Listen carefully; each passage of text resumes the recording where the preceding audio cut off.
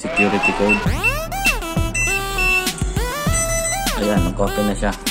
1, 2, 3, 4. Ayun na nga mga boss, magkukonfigure tayo ng safety deposit box. Ito po ay JVD yung kanyang mga boss. Ayan siya, JVD yung brand.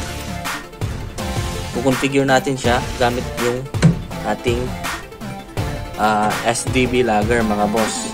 So para i-configure itong mga boss, kakailanganin natin yan. So bagong lahat, testing muna natin kung gumagana siya.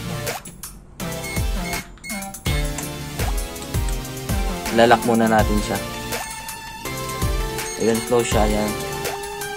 Nakalak na siya. Ngayon, pipilitin natin yung na naman. Ayun. Gumagana siya. May ilaw pa nga siya doon. Ngayon, pag i-configure natin siya mga boss, dapat nakabukas siya. Nakabukas siya. Hindi siya nakalak. Ngayon, i-on natin tong ating SDB logger. Pinitin lang natin tong power on. Tapos yung dulo na ito mga boss, isasalpak natin dito. So, ibaba muna natin to.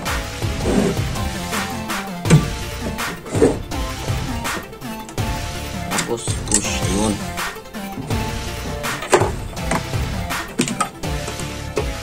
Tapos, ano pala siya mga boss, no?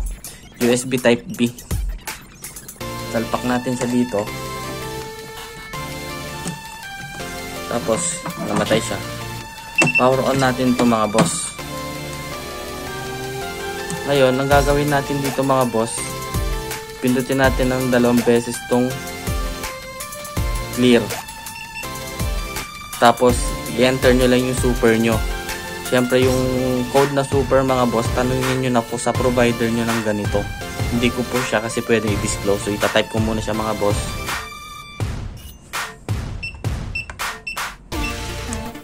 So, ayan. Tapos, i-enter natin ngayon. Tapos, isa-setup ID natin siya. Ayan, setup ID. Tapos, meron din tayong option dito na change super. Yung super mga boss, mahalaga yan. Ayan. Setup ID muna natin. Kunyari, ito ay nasa room. Pinutin natin tong green para ma-setup. Kunyari, ito ay nasa room 3001. Wait lang, 3001. So, enter. Pinutin natin to, enter. Ayun, setup safe. Ayun, napansin nyo done, lumabas din dun sa gilid. Ayun o. Ngayon mga boss, exit tayo dito. Magsa-set up naman tayo ng pang-emergency open niya mga boss. So, ang purpose nun mga boss, kunyari nakalock itong ating mabubuksan natin siya gamit itong ganitong device nang hindi kahit hindi natin alam yung nilagay na pin. So, para magawa yun mga boss, set up natin siya. Pindutin yung power, tapos yung low na key. Tapos setting. Tapos punta tayo dito sa emergency open. Ayan. Tapos ilalagay nyo lang yung supervisor. So, tanongin nyo na rin po sa management nyo or sa provider kung ano yung supervisor code. Hindi kasi natin pwedeng sabihin to mga boss. Tapos okay natin. Ayan, pag naka-enter na tayo dyan, change manager code. So ayan, enter natin dito. Tapos kunwari ilalagay natin code natin is 1111. Apat na 1111. Ayan, okay na siya. Tapos yung security code ganun din, 1111. Ayan din siya. Lahat yan 1111. 1111. Ayan, dahil okay na siya mga boss. Okay na siya, no? Tetesting natin siya ngayon. Naulog siya doon, no? Hindi ko na lang mamaya. So, tetesting natin siya. Ilalak natin siya gamit yung code. Tapos ilalak. Tapos ayun na siya. Bubuksan natin siya gamit to mga boss. So nakasalpak tayo dun pa rin mga boss ha. Power on. Tapos ito, punta tayo ngayon dito sa emergency open. Tapos okay.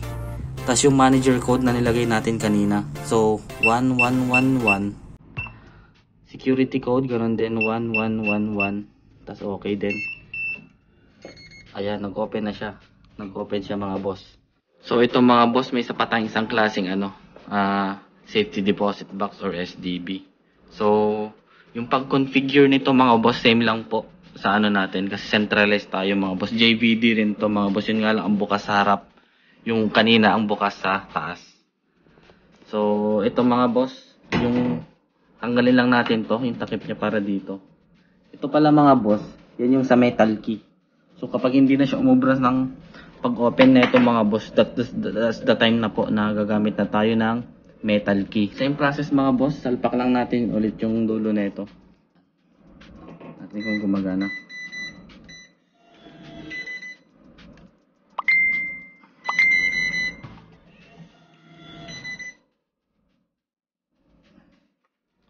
So same procedure mga boss.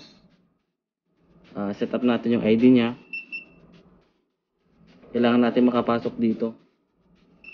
So ilagay nyo lang yung super na code mga boss. Hindi ko po kasi pwedeng ipakita yung code natin, confidential yon. Tanong nyo na lang po. So ayan mga boss, pag na-enter nyo na yung super, enter, tapos setup ID, tapos kung anong room siya. Ayan. Ayan, okay na siya doon. Ngayon, babalik tayo dito sa setting. Kunyari, isa-setup natin is yung pang-emergency open niya. So, dapat pag nagpo-program pala tayo dito mga boss, dapat make sure nakabukas siya ha. Kasi kung nakasara siyang ganun, hindi siya magpuproceed yung program, dapat naka-open siya mga boss. So, lalagyan natin yung supervisor code, hindi ko ipapakita. Yun yung same lang yun mga boss, yung supervisor tsaka yung super. So, hindi ko ipapakita mga boss. Dito yung emergency open. So, ayan. Tapos, change MGR. Kunyari, 1111. Ganun din sa sec1.